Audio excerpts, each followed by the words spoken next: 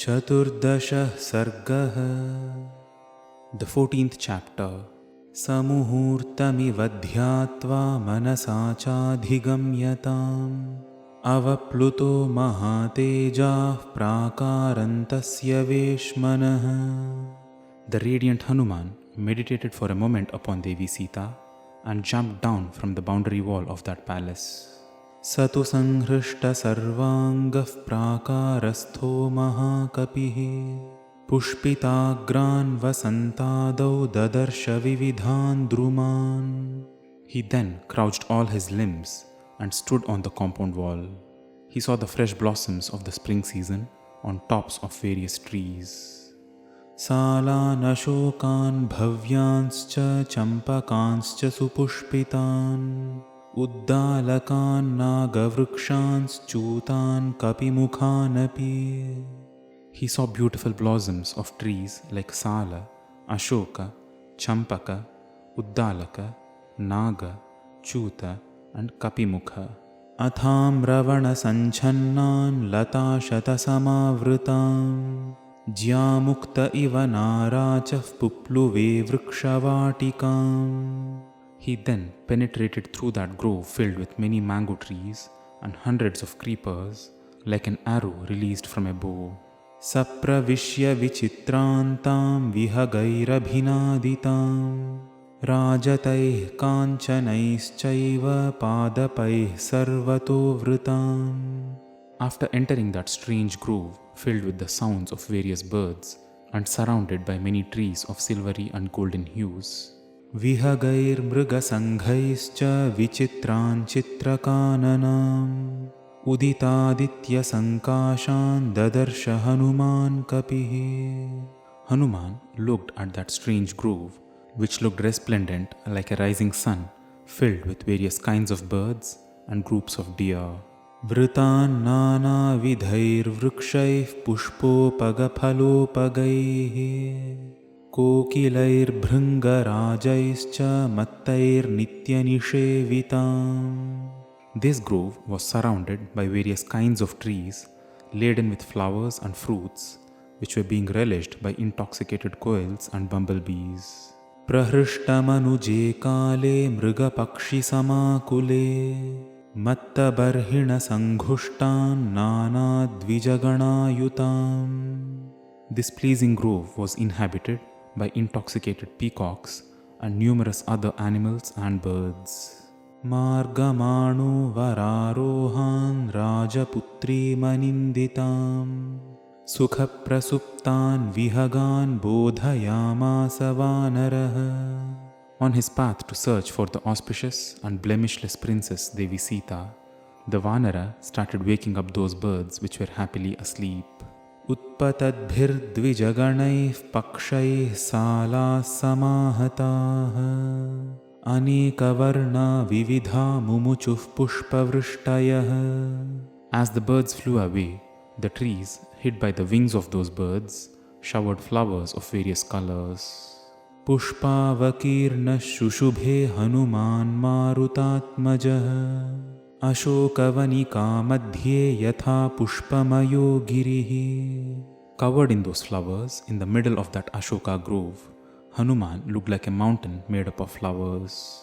Disha sarvah pradhavantam vriksha shandagatam kapihi drishtva sarvani bhutani vasanta iti me nire. Looking at that kapi running amok in all directions, with his body covered with various kinds of flowers, the creatures in that grove thought that spring itself has arrived. Vrikshebhyah patitaih pushpairavakirna prithag vidhaih raraja vasudha tatra pramadeva vibhushita. Strewn with various kinds of flowers, the goddess Earth looked like a well-decorated, charming young woman. Tarasvina te taravastarasabhiprakampitaah kusumani vichitrani sasrujuh kapina tada. Shaken vigorously by Hanuman, who was moving at a great speed, the trees shed their blooms of wonderful colors. Nirdhuta patra shikharah shirna pushpa phaladrumaah nikshiptavastrabharana dhurta iva parajitaah.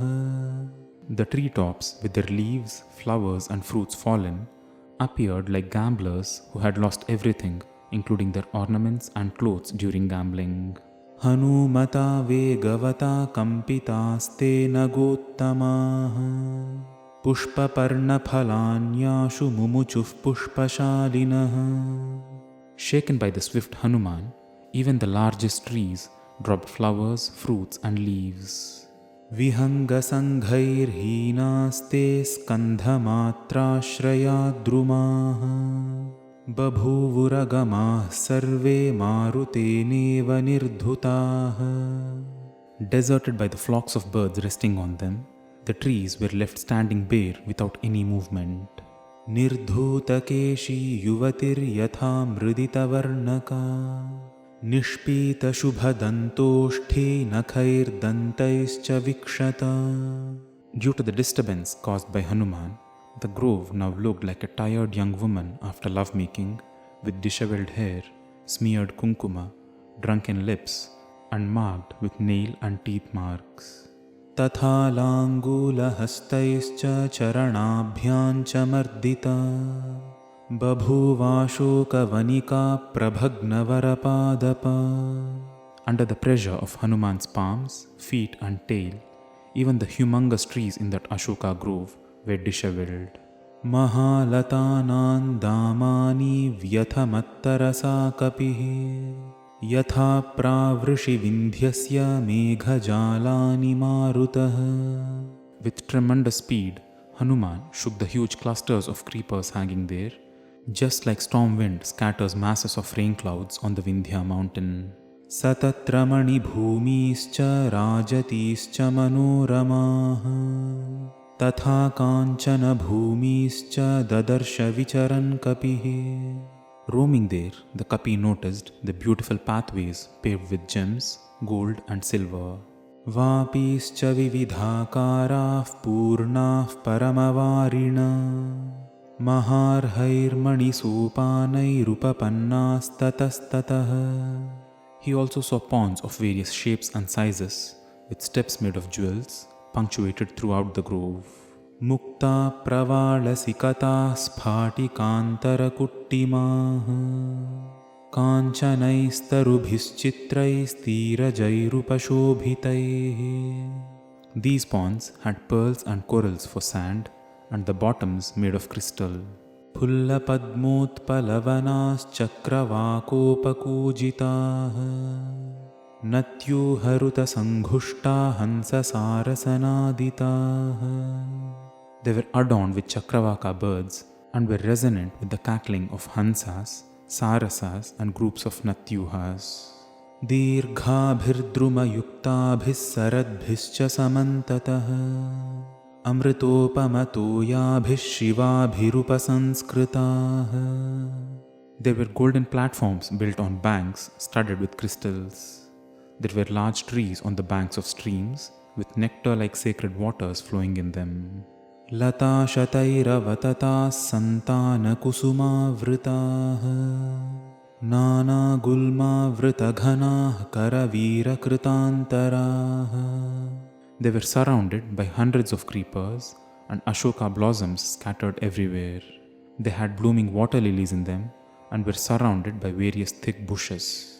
Tatom budhara sankasham pravriddha shikharam girim vichitrakutam kutaischa sarvatah parivaritam.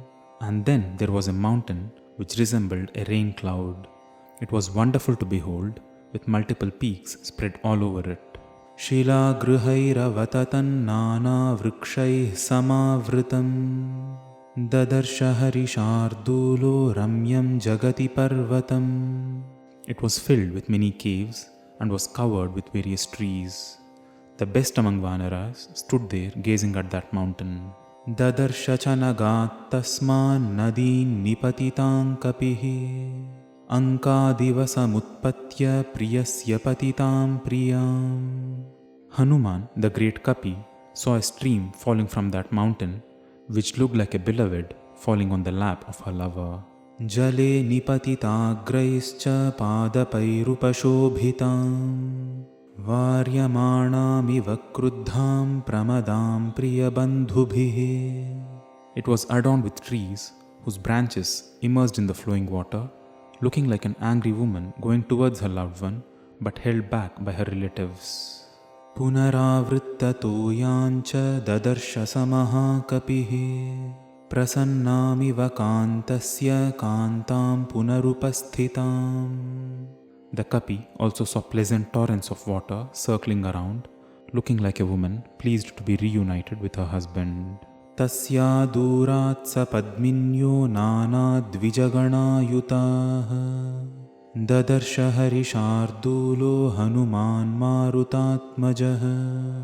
Not far from there, Hanuman, the mighty son of wind god, saw lotus ponds filled with different kinds of birds. Kritriman dirghikan chapi purnan sheetena varina Manipravarasopanam muktasikatashobhitam.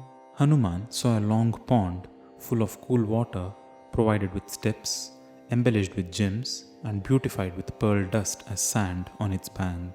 Vividhair mrigasanghaischa vichitran chitrakananam prasadais sumahadbhischa nirmitair vishvakarmana Kananaih kritrimaischapi sarvatah samalankritam. Frequented by various groups of wonderful creatures, it looked colorful, surrounded by the large mansions constructed by Vishwakarma and with man-made gardens and forests surrounding it. Ye kechit padapastatra pushpopagaphalopagaa Sachhatras savitardika sarve sauvarnavaidikaah. The trees there had abundant flowers and fruits. A few trees were full of leaves and branches spread like an umbrella. There were also raised golden platforms. Lata pratanair bahubhif parnaischa bahubhirvritam Kanchani shinshupamekam dadarsha hariyuthapah Vritam hemamayi-bhistu vedikabhissamantatah. The leader of the Kapis saw a Shinshupa tree covered with a canopy of leaves and various creepers. The tree was surrounded by various raised golden platforms. So pashyad bhumi bhaganscha garta prasravanani cha suvarna vrikshana paran dadarsha shikhisannibhan. At several places, he saw small streams of water streaking across the land. He also noticed golden trees shining like a flame. Teshan drumanam prabhaya mero riva divakarah amanyata tadavirah kanchano smiti vanarah. And then, looking at all of that, the courageous Hanuman thought, as Mount Meru shines golden with the radiance of the sun, I am shining in a golden hue by the radiance of this place. Tang kanchanaistarugaнаир marutena cha vijitam kinkini shata nirghoshan drishtva vismayamagamat. Hanuman was wonderstruck to hear the sound emanating from the groups of golden trees which stood around the Shinshupa tree. This sound resembled the tinkling of 100 anklets when the wind passed through their leaves. Sapushpitagran ruchiran tarunankurapallavām tamaruhya mahabahu shinshupam parnasamvritam. The mighty armed Hanuman climbed up the Shinshupa tree, which was shining with flowers on its top, surrounded by tender sprouts and leaves. Ito drakshyami vaidehim ramadarshanalalasam Itaschetascha dukkhartan sampatantin yadruchaya. He thought to himself, from this perch I might spot Devi Vaidehi, tormented with grief, anxiously waiting to see Lord Rama. Ashoka vanikacheyan drudhan ramya duratmanah champakaischandanaischapi vakulaischa vibhushita. Surely this beautiful Ashoka grove with delightful champaka, chandana and vakula trees belongs to the wicked Ravana. इयञ्चनलिनी रम्या द्विजसङ्घनिषेविता इमान् सा राममहिषी नूनमेष्यति Janaki. This lovely lotus pond is frequented by flocks of beautiful birds. Surely Rama's queen Devi Janaki will come to this place. Sa Rama Rama Mahishi Raghavasya Priya Sati Vanasanchara Kushala Nunameshyati Janaki. That beautiful Janaki, the beloved queen of Rama, loves to wander in the forests. She will surely visit this grove. अथवा मृगशावाक्षी वनस्यास्य विचक्षणा वनमेष्यति सार्येह रामचिन्तानुकर्षिता. Or maybe that doe-eyed Devi Sita, brooding over her beloved Rama, will come to this garden to quell her grief. रामशोकाभिसन्तप्ता सा देवी वामलोचना वनवासे रता नित्यमेष्यते वनचारिणी. That lovely-eyed queen, tormented with grief over her separation from Rama, will definitely be coming here to stay, as she always loves strolling in the forest. Vane charanan satatan nunan sprihayate pura Ramasya dayita bharya janakasya suta sati. The daughter of King Janaka, the dear wife of Rama, earlier used to love the company of creatures wandering in the forest. Sandhya kalamana shyama dhruvameshyati janaki nadin cheman shubhajalan sandhyarthe varavarnini. Devi Janaki, who is of a beautiful complexion of twilight, will surely come to the stream of pure waters for her Sandhya Vandana. तस्याश्चाप्यनुरूपेयमशोकवनिका शुभा शुभाया पार्थिवेन्द्रस्य पत्नी रामस्य सम्मता. To that auspicious Devi Sita, the beloved of Sri Rama, the Lord of the world, this Ashoka grove is a fitting place to be. Yadi jivati sa devi taradhipanibhanana Agamishyati savashyamiman shivajalan nadim. If she is alive, Devi Sita, who is of a beautiful moon-like face, will surely come to these auspicious waters. Evantu matva Hanuman Mahatma Pratikshamano Manujendra Patnim Avekshamanascha Dadarsha Sarvam Supushpite Parna Ghane Nilinaha.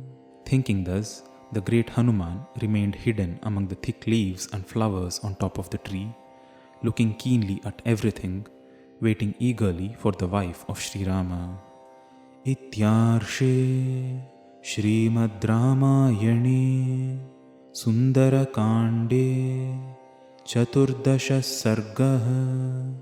Thus, the 14th chapter in Sundara Kanda of Valmiki Ramayanam is complete.